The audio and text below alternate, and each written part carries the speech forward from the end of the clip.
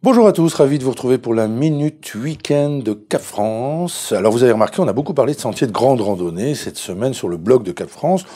On en a évoqué trois parmi des centaines d'autres. Le réseau est très très dense en France. Pour vous en rendre compte, je vous conseille une visite sur le site internet de la Fédération française de randonnée. C'est très très bien fait. On vous explique tout, puis vous verrez, il y a des cartes aussi qui vous montrent justement la puissance de ce maillage en France, des fameux sentiers de GR, comme on dit.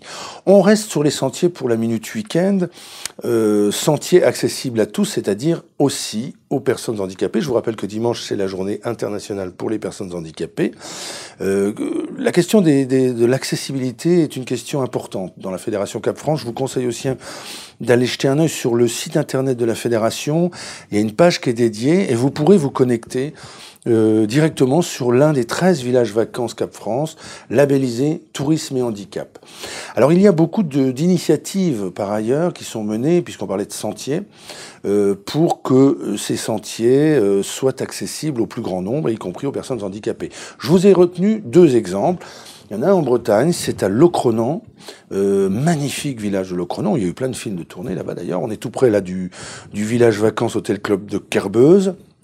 Et là, tout simplement, c'est un chemin qui a été aménagé dans le bois de Névé, avec du sable compacté, des bordures en bois qui sécurisent l'ensemble, ce qui permet aux personnes à mobilité réduite, comme à tout le monde, d'aller admirer toutes ces merveilles de la nature.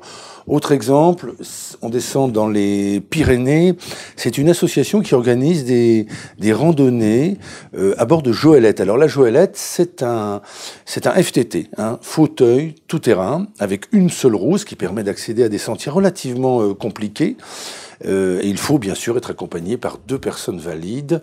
C'est vraiment une très belle initiative et j'insiste, c'est une parmi des centaines d'autres en France. Voilà, la Minute Week-end, c'est finito. Alors je vous dis à bientôt. Bon week-end à tous.